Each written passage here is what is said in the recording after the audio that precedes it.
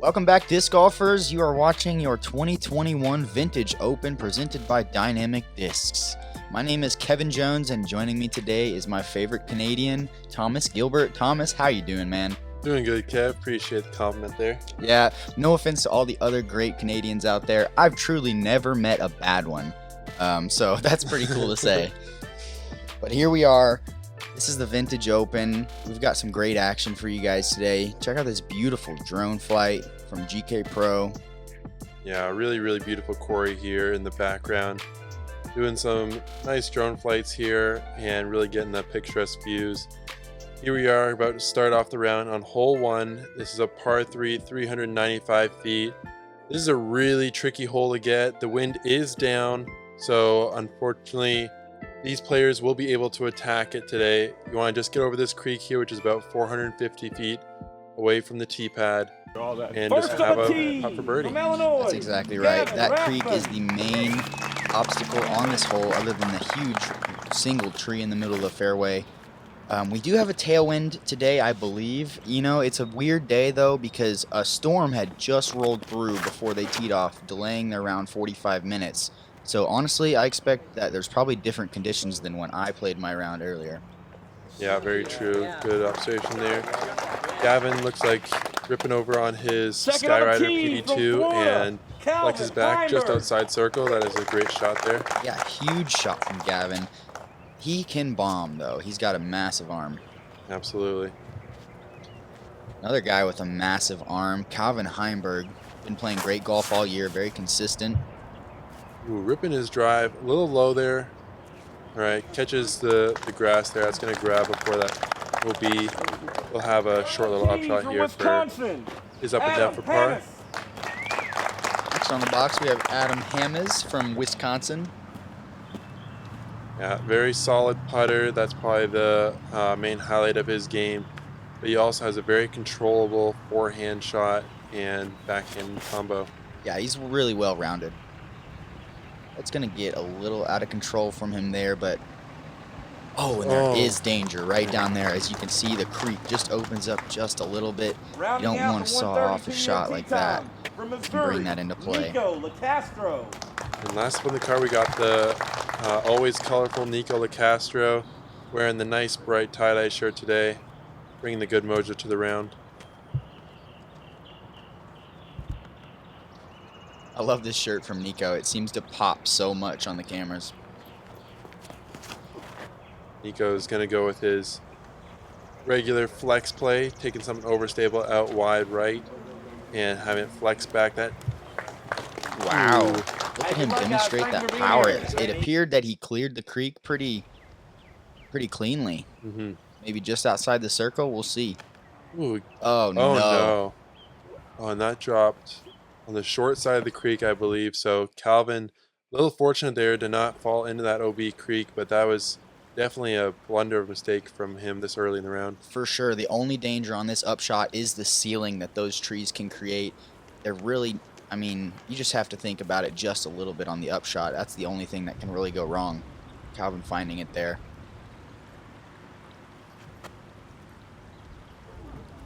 As you can see, it seems like it's really windy on this hole right now. That really makes these first three holes actually very difficult. Absolutely. It makes these putts a little bit trickier to run as well. Nikko going to go with his step signature spinny. Oh, and just barely low there from Nikko Locastro. That was a decent run. Gavin, what a drive here, putting for birdie. Oh, man. And that is the way you want to start this round. A birdie on hole 1 is a complete bonus. There's maybe 4 or so people that got it today. A really impressive birdie there to start the round. Yeah, was that a guess actually as to how many people have birdied? No, I checked earlier. Okay, it would have been a good guess. But yeah, 4 people getting the birdie on this hole. Gavin Rathbun, James Conrad, Reed Frescura, and Ezra Aderhold. Guys, please excuse us if you can hear the rain in the background. It happens to be raining right now, but we're doing commentary just for you guys to get the coverage out early. Absolutely. All right, that's going to bring us on to a much easier hole. Hole 1, playing the third hardest on the course, mostly because it's very difficult to achieve that birdie, and most people are either getting a 3 or a 4. Hole 2, the easiest hole on the course. Yeah, hole 2 is just pretty much a plain hyzer up and around this tree here. You just kind of swing it wide and let that kind of carry down to the green. Yeah, one of the main things to notice about this hole is that it slightly slopes from right to left, ever so slightly, so hyzers can tend to skip really far. Yeah, very well played there by Gavin. Perfect little speed control there to control his shot.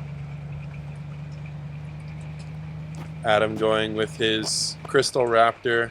This is his more overstable one. He puts it high and wide,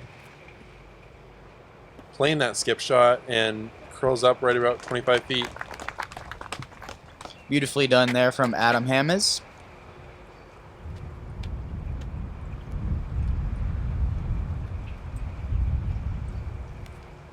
Nikko here. And you can really see the wind kind of play with his shirt there. You can tell it's gusting pretty hard, and he gets that a little bit high and gets a good reaction off the tree there, and he's going to be left with that short putt there for birdie. Wow, I'm seeing some crazy wind going on right there.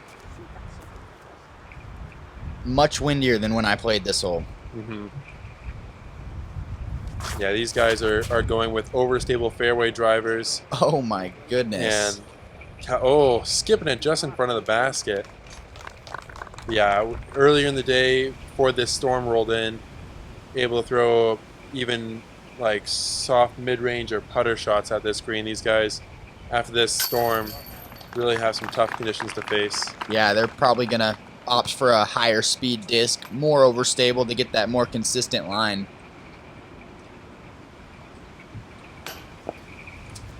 Oh, uncharacteristic putt there from Adam. You can see his frustration there, but hopefully he can bounce back from that in the round. All right, Nikko slipping it in there just enough. If those ones are falling, it's usually going to be a good round. Oh yeah, you can see he's happy with that. And just a really solid start there by Gavin, getting the first 2 holes and really making them look routine.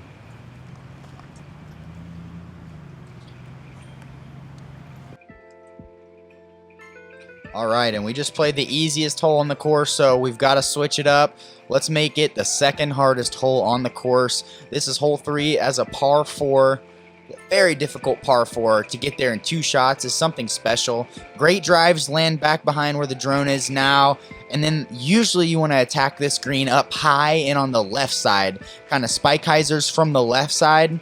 High left can work really well. Otherwise, you're going to have a ceiling to deal with. Very tricky shot. Yeah, these guys most likely go big turnovers here. Gavin ripping on a PD2 looks like, and he fought the wind really well on that high side of the fairway. There's a lot of space on this hole, so really drives can land anywhere really far on the left side of the fairway to far on the right side of the fairway. Although there is OB on the left side of the fairway down that hill, so you don't want to hyzer down the hill. Nikko there flexing a shot perfectly, and that short tee pad that you can see right there, that kind of is at least my landing zone for a great shot, so him being just a little bit past that is going to be really, really nice. And Calvin Heimburg playing the shot really high, letting the disc turn and fade, and he's going to be right there by that pad as well. That was a big drive from Calvin right there. Great angle control as well, putting it really high up in the air.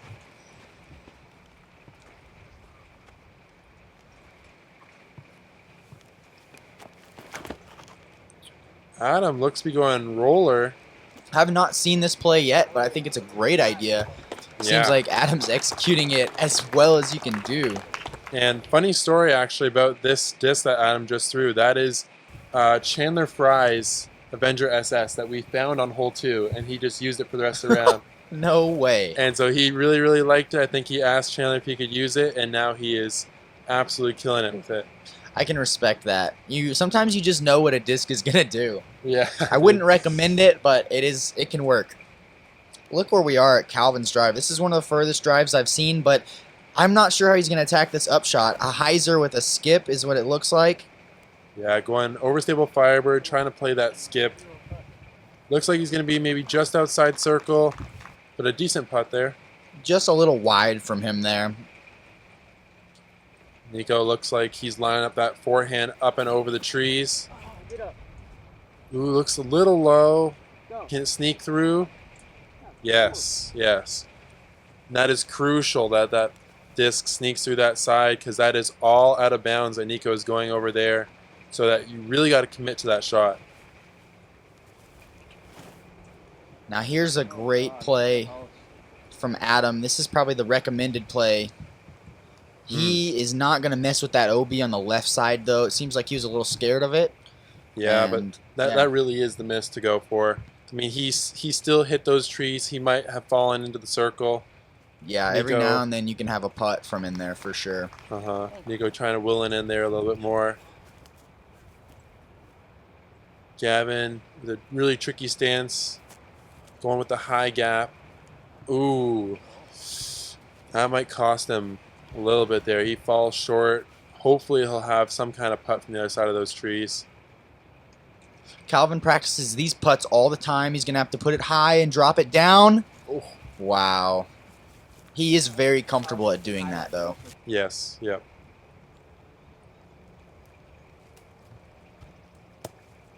Man. And Adam didn't really look like he had anything. Kind of pitched a high little hyzer putt through the trees. Let's see if Gavin has a little window. Oh, he almost is able to recover there, but that upshot from just outside the circle is going to cost him there. Tried to pick a window up high, but he missed his window and dropped down to circle's edge, well obstructed. Yeah, this looks like to be the typical scoring average for this hole. 3 pars and then a bogey. Playing just about right. Here we are on hole 4. This is a really tricky par 3, 380 feet. Kind of starts with a little bit wider of a fairway here, but this is the gap that we are flying through right now. This is what you want to hit. Shots choice on this hole is going to be possibly a turnover backhand, maybe a stable forehand, or I even see a few rollers on this hole. Yep, turnover backhand is going to be your most rewarded play. The sidearm plays really nicely if you're trying to play safer, though. Nikko definitely going to be lining up a roller right here. He's got to get it cleared about 100 feet. If he comes down earlier than 100 feet, he'll hit something like a log in the fairway. So, oh my goodness. Oh, wow. Redirection or just the perfect. Oh my goodness. What did we just see, Thomas? Kevin, that was insane. What a roller coaster of a shot we just saw. I'm not sure if there was a redirection involved or if it was just as perfect as you can throw the roller. What do you think? I think that was just nutty. I mean, it looked like it kind of got that like sneak through at the beginning, like just curled in front of the gap, and then just absolutely curled up right around those trees and hit the foam. Kind of reminds me of something I've seen from you in the past at G-Glow. Yes, I remember that shot. Mine was coming in really slow, but Nikko's just ramming into the foam. That was sweet. We just missed Calvin's shot talking about Nikko's. Calvin threw a decent line. Going to be inside a little bit, and Adam as well. Playing a forehand is nice because you're missing on the right side of the fairway more often than not. The right side of the fairway is going to be much more manageable than the left side.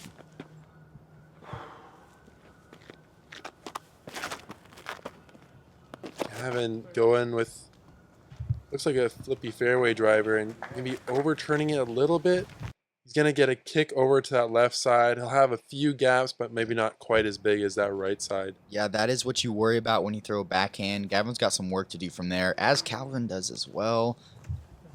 Calvin looking like he's going to be finding himself a bogey. This is exactly what happens on this hole. You got to get as much ground covered as possible on that tee shot in order to make this much easier. Adam playing that perfectly right there. These upshots are very obstructed at the end of their flight by trees on the right side of the basket, so Adam hyzered out early to avoid those trees. pretty much as Gavin did as well, but he cut it a little bit closer.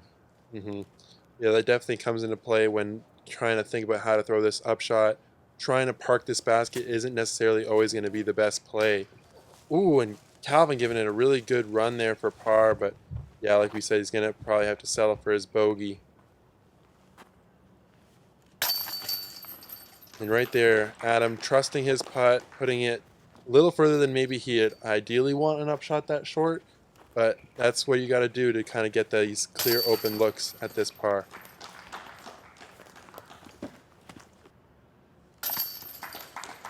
And there it is, Nikko tapping in the birdie after the insane roller. That was really well done there.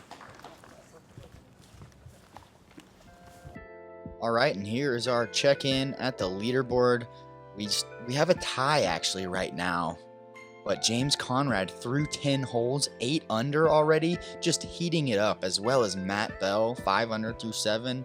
Connor O'Reilly coming right in as well with a 4 down, so moves being made. Yeah, a lot of people making the right moves on moving day. And here we are right into the next hole. Hole 5 is a 255-foot hole, but it plays extremely uphill. As you can kind of tell by this drone flight, we just keep moving on up and up and up. And then right here at the end of the fairway, it's a pretty unique green, kind of on this little rock here. And this might look a little scary, but at the bottom of that rock is only about 15 or 20 feet or so. So that's kind of the play, is to try to skip a shot up right into the bottom of that rock. Yep, however you do that, that's up to you. Sidearm is a great idea. Needs some good ground play, and that doesn't always happen because there's so many rocks down there, but it looks like he got right up inside the circle, which is what you want.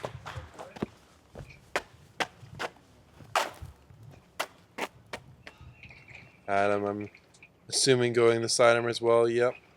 He'll be going with his force, I believe.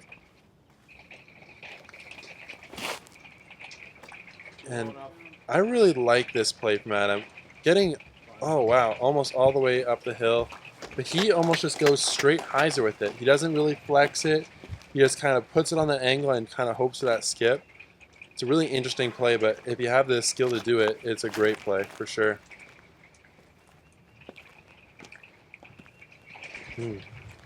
That's Gavin showing us what the backhand line looks like.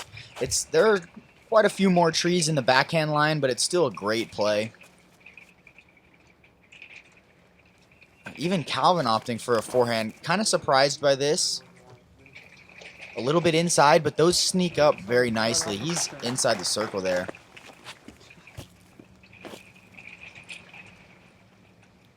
Gavin looking probably about 45 feet or so up this hill. Wow. Good run, but here's some of that danger. These rolls can be treacherous coming down the hill like that, and he's going to leave himself with another 35, 40-foot putt. That was really nasty. I mean, you usually don't see too many rollaways on this hole just because of all the rocks there. Oh, he tries to recover there, but unfortunately going to be carding a bogey. This is Nikko's look at birdie. Circle's edge. Just outside. Just off. Pretty severely uphill here. And there's sometimes some weird wind. There are just a few trees in the way blocking the wind, so you get weird wind gusts going on in here as well. Yeah, for sure. No problem for Adam, though. Yeah, very solid putt there. Up into the basket. And here, wow, looking at Calvin's drive, yeah, sneaky through those last couple of trees, but he's rewarded with this short little putt and very solid birdie. I think it goes to show with exactly what you were talking about, Thomas, with just the hyzer out of the hand. I mean, they can get way up there with no flex. It's also pretty challenging to flex a disc uphill correctly. Definitely. The stability of the disc is not normal because it's traveling upwards. So I like how he's avoiding any kind of angle change. Gavin cleans up for his bogey. When you order from Dynamic Discs, we do our best from start to finish. First, we receive your order from the website and print out the packing slip detailing the specific items you selected. Then, your order is pulled directly from the shelves, packed in a cardboard box to prevent bending during transit, and quickly on its way to you with free shipping. For every purchase online with Dynamic Discs, you'll receive rewards points so you can save on your next order. We'll work with you to make sure you get the exact disc you're looking for. For anything from Dynamic Discs, Latitude 64, or Westside Discs, head to dynamicdiscs.com.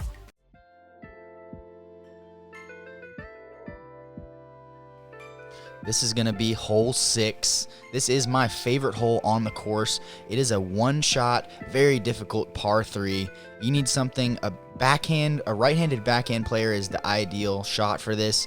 Distance driver, just smashed straight, needs some flex out to the right side, and then late drift back to the left. Most importantly, late drift. Nobody can just straight hyzer this one there. You have to have some bend. Adam going with his more understable fairway, and he just catches that tree. If he doesn't hit that tree, he's probably going to be in some situation where it's a tricky up and down, but very manageable. Something early left. In the situation he's at right there, it's going to be a touchy up shot for his par save. When I think of a Gavin Heimburg shot, I do think of this hole. Oh, wow. Taking his destroyer, and he skips it up and around the corner. He's going to be left with about a circle 2 putt down the hill for his birdie. Yep, inside circle 2. That is always great on this hole. Calvin just didn't have any flex on his shot. Otherwise, he would have been much closer to the basket. Nikko can definitely flex a disc, though. And he sneaks inside the gap. Needs to miss the bathroom and a couple more trees, but That was sweet. excellent shot. Not going to get him a 2, but an up shot from there is pretty doable.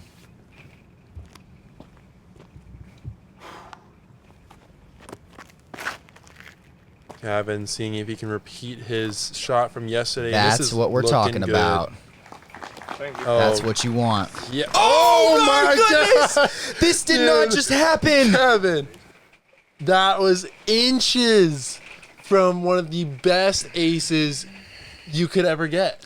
Gavin is doing something else with the Frisbee right now. This is wild. Oh I mean, I my played this hole so many times, and to just dream of the possible ace on this hole, and we just saw an ace run on film. I mean, Whoa, dude. That is something special right there. that got my heart going so much. Like, please, sorry if you're wearing headphones. Cannot help it. What in the world? I need to catch my breath. Ooh. And as we see Nikko throwing a very nice upshot there, man, yeah. I was literally just about to say, like, how cool it is seeing these guys play this course that I've played so many rounds on. And then Gavin almost aces the dream hole. Oh, Calvin with a great putt there from circle 2. Straight death putt from Gavin Heimburg there. Let us not overshadow that. That is, I mean, I laid up an easier putt in round 1. There's definitely some wind whipping around. I mean, Calvin just has nerves of steel. Yeah, it's a deadly weapon that he has here on tour, and he can demonstrate at any point. Gavin, Dang. I mean, I know Bob, who is the catch cameraman, I know he told Gavin that he hit the basket there, but otherwise he would have had no idea, obviously. If you're playing around with your buddies, you know, you have no idea that just happened. You'll never know. It's insane, Kev. But just because GK was here today filming on this lead card, we all we get to see saw it. what happened there. That is awesome. What and I just, Man. Kind of like almost an unfortunate par there for Gavin, just getting that roll down the hill, but that's that kind of slope of the green taking it away. But yeah, dude, that still was crazy. All right, guys, let's go. Hole 7. This is another difficult hole. This ends our 4-hole stretch of just a gauntlet. And after this hole, we've pretty much reached the top of the hill as well. So we'll be going down the hill for the rest of the round. This main one is just a roped hyzer along the right side of the fairway. I expect good things from Gavin Heimburg here. That looks like an eagle.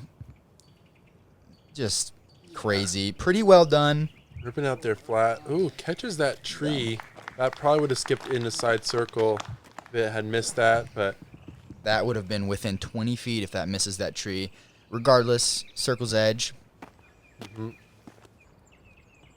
Adam going with his Onyx, I believe. And Maybe a little bit high. Oh, catches that early tree. Definitely a little high inside. If that doesn't hit anything, it's skipping down to the left, so not quite the right angle from Adam there. Pretty manageable par from there, though. He's got some work to do, though. Oh, Nikko flexing maybe a little too much, or Looking great. Oh, wow. As long as this stays up on. Oh, yep. That is a great shot there by Nikko. Really precise with those angles, making it work really well there. Yeah, throwing an Anheuser angle out of the hand on this hole just makes the whole flight of the disc much different than a normal hyzer that you'll see. Gavin looking great, but it's going to be a little high, so this needs some rock action, honestly. Gets it, though. Nice.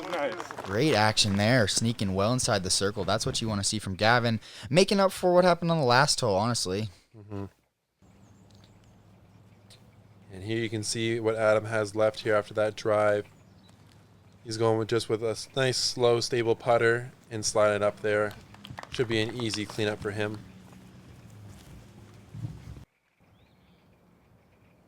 And here's Calvin, I think to birdie like 3 holes in a row or something. And man, just on fire with the putter right now.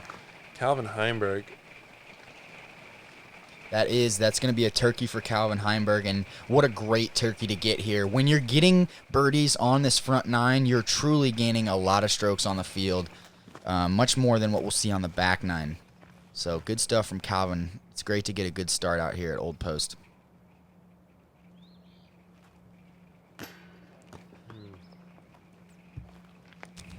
Nikko not quite getting the spin putt high enough there. Maybe a little bit of that uphill action not really taking into factor, but Gavin corrects well off Nikko's putt, and he is in for birdie.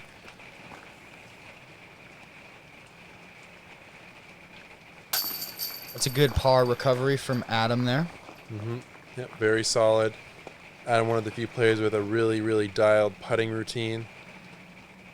It's just a very great putt. Really flat out of the hand. Doesn't get affected by the wind very much. It's also really compact, so when you're in trees and stuff, it's usually not very affected. Yep, absolutely. Alrighty, bringing us to hole 8. This is a much easier hole, and we're going to begin a stretch of holes where birdie is the score that we're trying to take every time. Big shout out to thediscbarn.com for the drone flights here. Looking great. Thank you guys for your support. Check them out online. On this hole, you can go out on the left side, just as we're seeing Calvin do. Missed the one tree, and it wasn't even close to it. Great shot, coming in just a little early, 25 feet. The only other play that you'll see is a sort of a inside hyzer gap for a right-handed player. But the flick right here is much more open. Now, Gavin just showing us that tree. I mean, that may have looked like a straight shank, but really, you have to come pretty close to that tree in order to hit the perfect shot. So yeah, it's definitely in play. You kind of want to just flex to the right side of that tree and then kind of bring it back to the left at the end. Let's go, Adam. I love that we're getting to see this line here. Wow. And he does it just perfectly. That is great. That's what you call a local line, guys. It's usually more doable if there's a right-to-left wind, so I expect that there was some sort of right-to-left wind there helping the disc come back across. Good to see.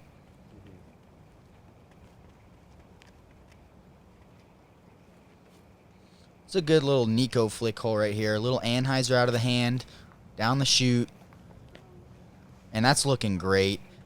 Yeah. The way that the ground shapes is it's just going to only get close to the hole if it comes in a little early like that one was. Sometimes they get even closer than that. Here's Gavin's recovery shot. That's what you want. Little road skip. Oh, yeah. Perfectly played there. I love it. These holes play all down this road at Old Post Park here, and you can always use the road for nice, consistent ground play. Whoa, Calvin's putt is looking sweet right now. Yeah.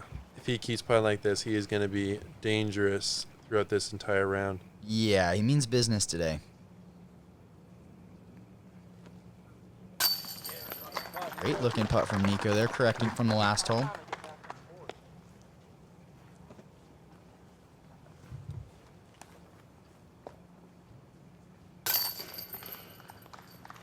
Gavin quickly running up and cleaning up his par and Adam with the absolute drop in.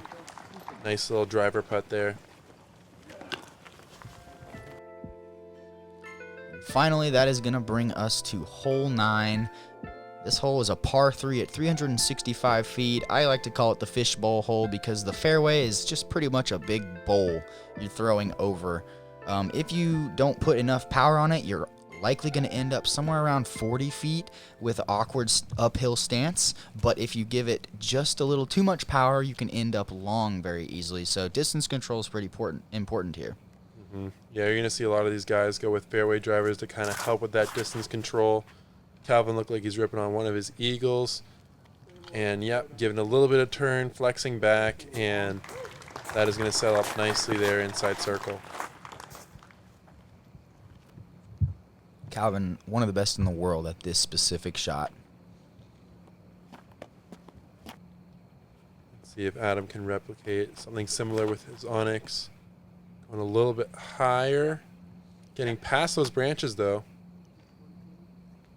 Yes, well done. Very common landing zone, a little bit basket high left. He even went a little bit long there. Kind of impressive for the height that was on the disc there. But 40 feet, very makeable for him. I wonder what Nikko will be opting for with his preferred Anheuser release angle. I like it. Seems like he kind of can open up the fairway just a little bit. Needs some ground play at the end here to get real close. Oh, yeah, and he gets that perfectly. That little bit of extra little scoot from an overstable disc like that draws it right into the basket well.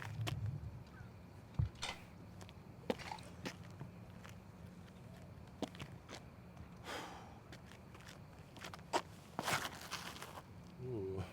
A nice little camera angle here to see Gavin's shot. Oh, Ooh, man, how pure is that? Perfectly executed, just flipping up to flat, holding a flat line for about 80% of the flight, and then just barely drifting. Perfect little speed control there from Gavin. Yeah.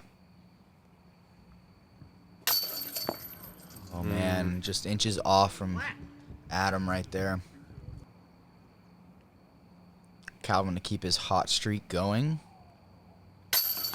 Yes. Yeah. This looks like he's tossing him up there, just tossing that pizza in the oven, as he likes to say.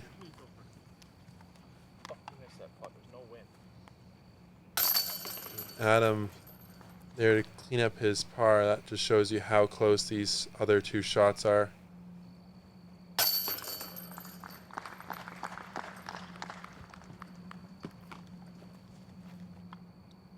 Let's clean up from Gavin, and then Nikko should be doing the same.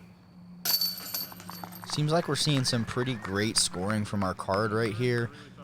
Anything better than 2-3 under on this front 9 is very impressive and is just setting up for a great round of 18. And here we are with our leaderboard. Gavin Rathbun, 12 under. Calvin Heimburg, 13 under. Adam at 8 under. Nikko at 9 under. All of our players here having a great front 9, setting themselves up greatly for the back 9. Yeah, Calvin on that heater. And as well, James Conrad shooting really, really hot right now.